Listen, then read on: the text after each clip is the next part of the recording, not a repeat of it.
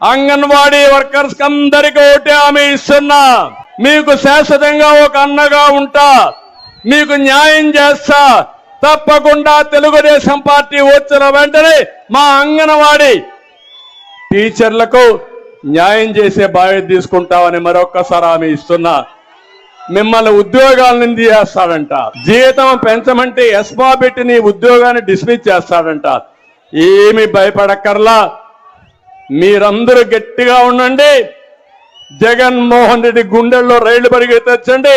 నా ఆడబిడ్డలకు నేను అండగా ఉంటా. అంగన్వాడీలకి చాలా అన్యాయం జరిగింది.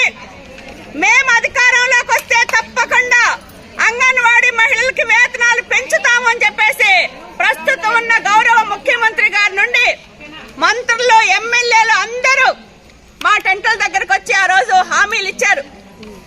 ఆ రోజు సమ్మె ముగింపు సందర్భంగా 2024 జూలై నుండి అంగన్వాడీలకి వేతనాలు పెంచుతామని చెప్పేసి రాతపూర్వకంగా గ్రూప్ ఆఫ్ మంత్రులు, ఐసిడిఎస్ ఉన్నతాధికారుల సమక్షంలో ఈరోజు మినిట్స్ కాపీ ఉంది.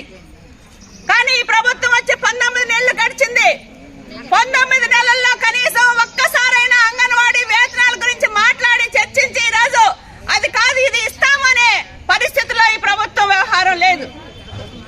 అందుకని మరొక దశ పోరాటానికి అంగన్వాడీలు సిద్ధం అవుతా ఉన్నారు.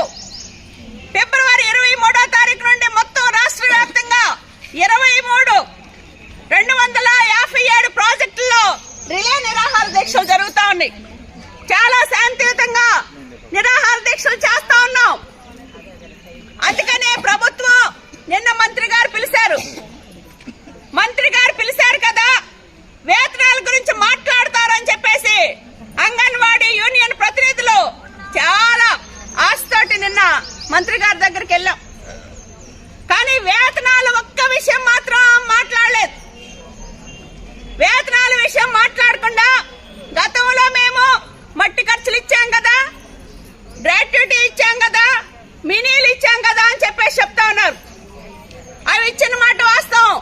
కానీ ఈ రోజుకి 2024లో గ్రాట్యుటీ ఇచ్చామని చెప్పేసి ఉన్న గ్రాట్యుటీ జీవోకి 2 సంవత్సరాలైనా ఇంతవరకు నిర్దిష్టమైన గైడ్ లైన్స్ రూపొందించి అమలు చేయట్లేదు. ఇదే మీ ప్రభుత్వం ఈరోజు అంగన్వాడీలకి చేస్తున్న మేలు. ఎప్పుడో చనిపోయిన తర్వాత మట్టి ఖర్చులు ఇస్తామని చెప్పేసి చెప్తా ఉన్నారు. ఇప్పుడు బతికుండంగా మాకు తినడానికి సరిపోవట్లేదమ్మా, మా పిల్లల్ని మేము పెంచుకోలేకపోతా ఉన్నాం. ఈ రోజు ఐసిడిఎస్ అంటే పౌష్టికాహారం గురించి అందరికీ చెప్పమని చెబుతా ఉంటారు.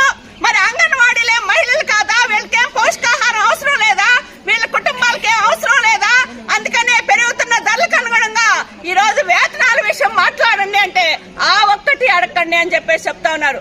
అందుకనే మేము ఈ సందర్భంగా ఈ ప్రభుత్వాన్ని చెబుతా ఉన్నాం, అంగన్వాడీలు చాలా శాంతియుతంగా ఆందోళన చేస్తారు.